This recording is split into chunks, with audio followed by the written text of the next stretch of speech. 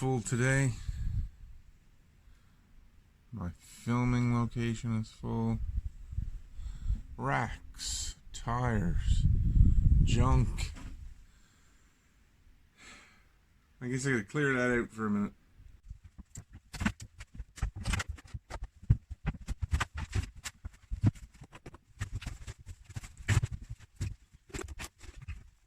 Hey, it's Saturday in the Shed.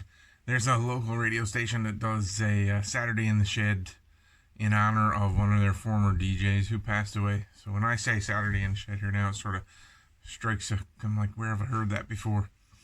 But nonetheless, it is Saturday in the Shed. It's going to be a busy day, and it's 6:30-ish in the morning Saturday, and I want to take some time and do a video review of a Gruppo Gamma Vanguard that I've got in about 8 weeks ago. I think the old adage or the old saying is be careful when you meet your heroes, or something like that. Always wanted a Gruppo Gamma, finally have one, and I'm not totally convinced that I want to keep it, because it's just one thing, and I'll show you here now.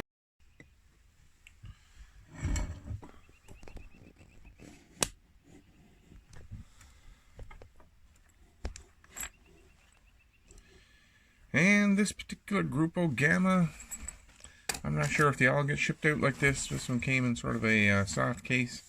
I bought it used from a fellow watch enthusiast in Ontario, so thank you, Mike. Mike was great to deal with. Oh my, so here we go. Yeah, sorry, that was a note. Mike's also into pens, big fan of pens, so he took the time to write a note. You know, he's an enthusiast when.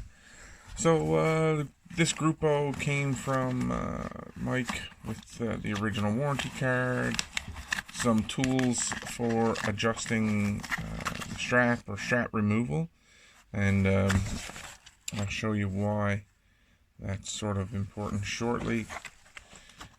Screwdriver card. It came on these two straps, which if I was buying a Gruppo, I'd have probably a little bit of disappointment about.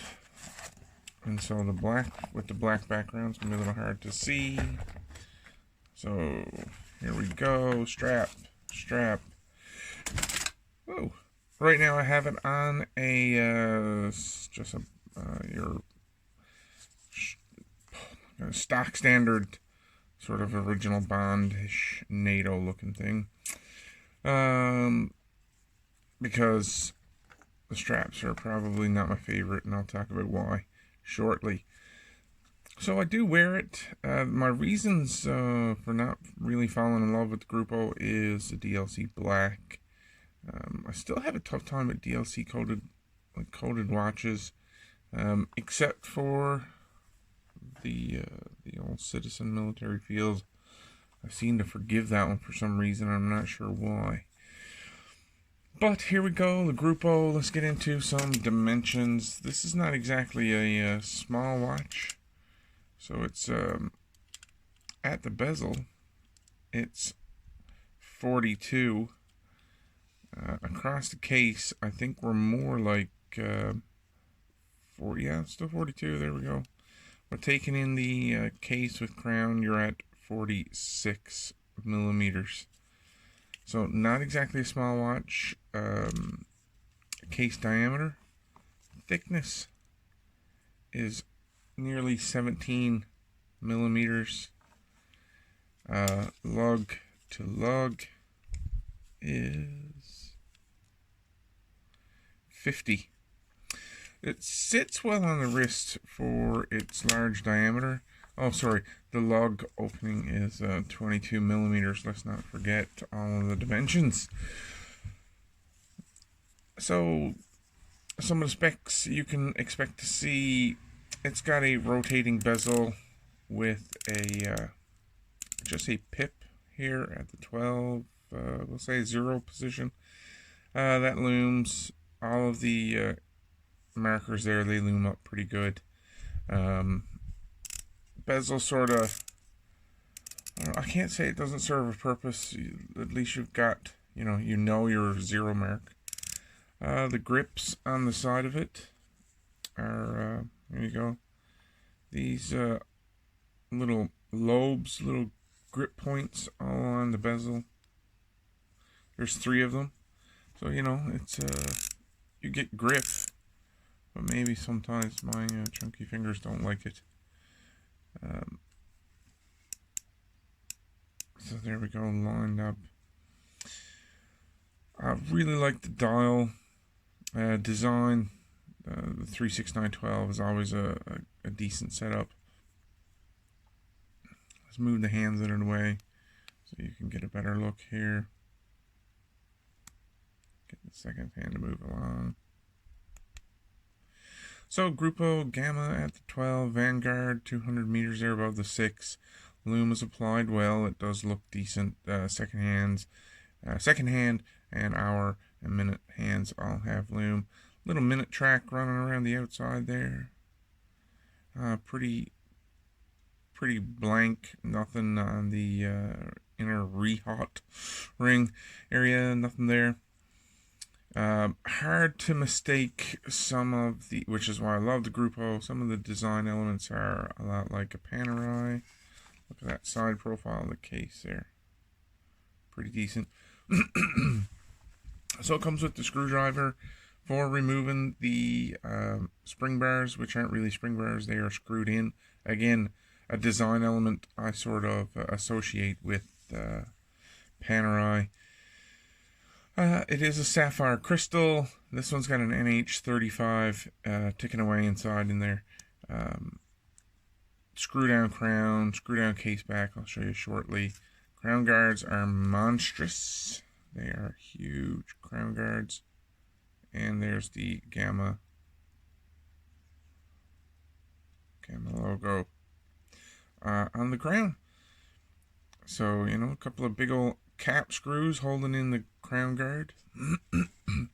It's a very, beefy, chunky, industrial looking unit. So we spin that around and we've got the crown screwed in. It is a screw-in crown. And if I take out the strap to give you a look at the exhibition case back, so automatic stainless steel sapphire, the serial number, and 200 meters again, water resistance, and a signed rotor Gruppo Gamma. Oops.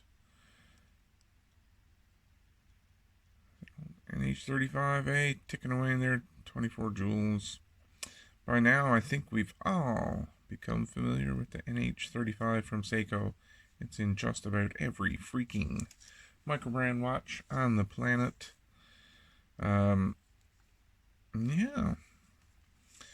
Overall, really, there shouldn't be any complaints with the watch. It wears well because of the lug-to-lug. It fits quite comfortably on my 7.5-inch wrist. Strap options, loads of decent straps. I've had black straps on it, NATO's, and then brown leather, distressed leather. They all look really good on it. Sort of fashionable, I guess, you might say. But, fashion type of watch. I don't want to say that, but it's very modern looking, fashion forward. Probably doesn't always work for me because I'm not very fashion forward. There's a chip in the DLC. Mike made me fully aware of it before I purchased the watch, and I was okay with that. Now, I think over time, since I've owned it, the chip has gotten worse. I think when you're wearing it, this is the sort of, oh my god, the zoom taking off on me. This is sort of when it's on your wrist. For me, that area on the watch is prone to stick out on my wrist. And I don't know, because of my stature, maybe I'm prone to smacking my watches out of doorways when I'm going through them. So it looks like the DLC is chipping away a little bit more.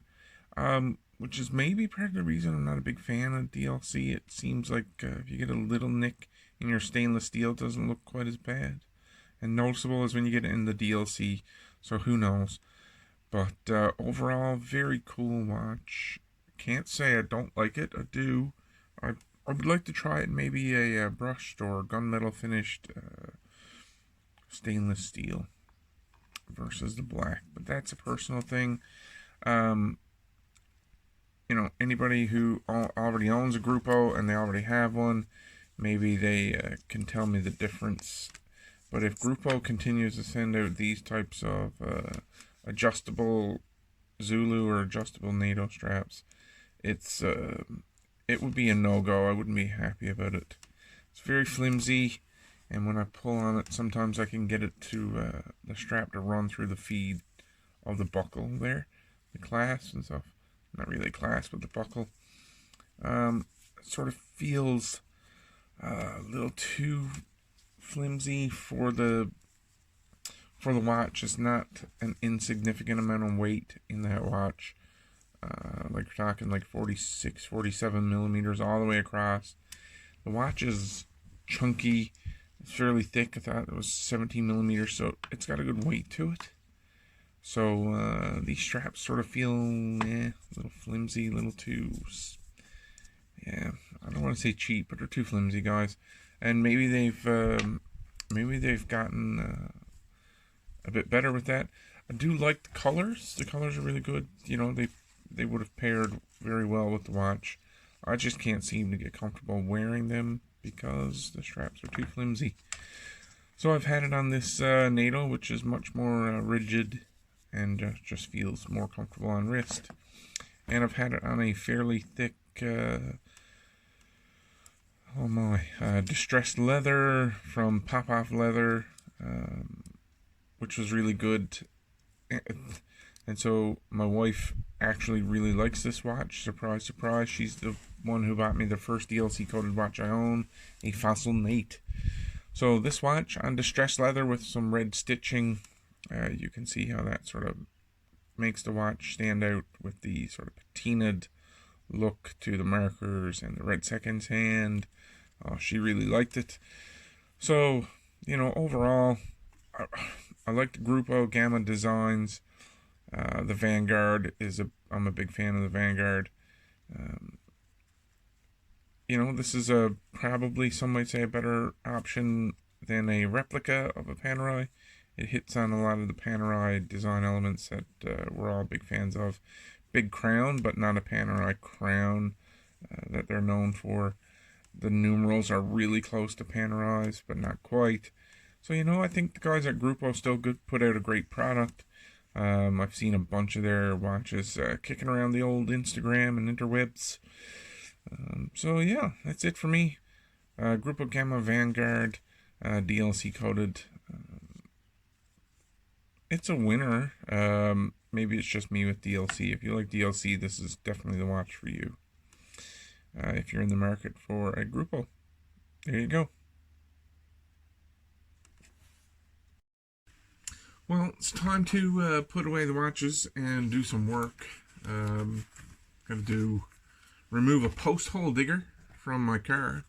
I was in a bit of a rush when I got off work yesterday, and instead of picking up my trailer to go get the post hole digger, I just went straight to the industrial rentals place here in my community and jammed a post hole, a gas-powered post hole digger in the trunk of my car. Let's see if we can get a shot of it. There you go. There's a post hole digger. Doesn't want to focus. Anyways, there's a post hole digger in the trunk of my car. And doesn't get much more redneck. I couldn't help it. I had to get that thing home. And I didn't want to come back and get my trailer. It just lends to the shed, the aura of the shed, and probably a little bit about me. Probably speaks more about my problems than a shed problem. So, time to drink a bit of coffee, take an inventory, get some measuring tape, hammer, screws, drills, cement, lumber. Did I already say that? And dig some post holes. I need a second hand fella. He's going to be showing up later in the morning. Probably when I need him the most, which is to hold the other side of that post hole digger.